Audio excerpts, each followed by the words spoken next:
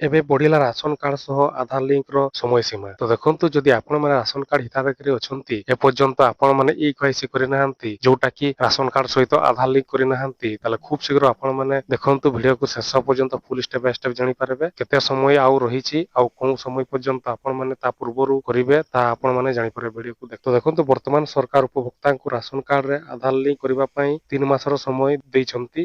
କେନ୍ଦ୍ରୀୟ ଖାଦ୍ୟ ସୁରକ୍ଷା ବିଭାଗ ଏକ ସୂଚନାରେ କହିଛନ୍ତି ଏବେ ଜୁନ 30 ଯାଏଁ ରାସନ କାର୍ଡ ସହ ଆଧାର ଲିଙ୍କ କରାଯାଇ ପାରିବ। ଫଳରେ ସାଧାରଣ ଜନତାକୁ ଆଶ୍ୱସ୍ତି ମିଳିଛି। ଆଧାରକୁ ରାସନ କାର୍ଡ ସହ ସଂଯୋଗ କରିବା ପଛେ ମୂଳ ଉଦ୍ଦେଶ୍ୟ ହେଉଛି ଏକାଧିକ ରାସନ କାର୍ଡ ଥିବା ବ୍ୟକ୍ତି ବିଶେଷକୁ ନେଇ ଉପୁଜୁଥିବା ସମସ୍ୟାର ସମାଧାନ କରିବା।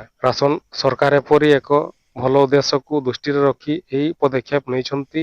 ଦାରିଦ୍ର୍ୟ ସୀମାରେଖା ତଳେ ରହିଥିବା ଲୋକମାନଙ୍କୁ ଏହା ବିଶେଷ ସହାୟକ ହେବ। ମାର୍ଚ୍ଚ 31 ଯାଏଁ ରାସନ କାର୍ଡରେ ଇକେୱାଇସି ଅପଡେଟ ପାଇଁ ଡେଡଲାଇନ ରହିଥିଲା। ଏହାପରେ ରାଷ୍ଟ୍ରୀୟ ଖାଦ୍ୟ ସୁରକ୍ଷା ଅଧିନିୟମ ଅନ୍ତର୍ଗତ କାର୍ଡରେ ଥିବା ସମସ୍ତ ବ୍ୟକ୍ତିଙ୍କ ଇକେୱାଇସି କରିବା ବାଧ୍ୟତାମୂଳକ କରିଥିଲେ। ତେବେ ରାସନ କାର୍ଡ ସହ ଆଧାର ଲିଙ୍କ ହେବା ପରେ ନକଲି ରାସନ କାର୍ଡ ଗୁଡ଼ିକ ଧରାପଡ଼ିଯିବ ବା କଟିଯିବ। ଏହା ଦ୍ୱାରା ଉଚିତ ଲାଭାର୍ଥୀ ଏହାର ଲାଭ ପାଇପାରିବେ। ତ ଦେଖନ୍ତୁ ଯଦି ଆପଣମାନେ ରାସନ କାର୍ଡ ଇକେୱାଇସି ଏପର୍ଯ୍ୟନ୍ତ କରିନାହାନ୍ତି ବା ରାସନ କାର୍ଡ ସହିତ ଆଧାର ଲିଙ୍କ କରିନାହାନ୍ତି ତାହେଲେ ଖୁବ ଶୀଘ୍ର କରନ୍ତୁ ନହେଲେ ଆପଣଙ୍କ ରାସନ କାର୍ଡ କଟିଯିବ। ତ ଏଇଭଳିଆ ଆଜିର ଅପଡେଟ ଥିଲା। ଆଶା କରୁଛି ଭିଡିଓ ଭଲ ଲାଗୁଥିଲା ସେୟାର କରନ୍ତୁ ଲାଇକ୍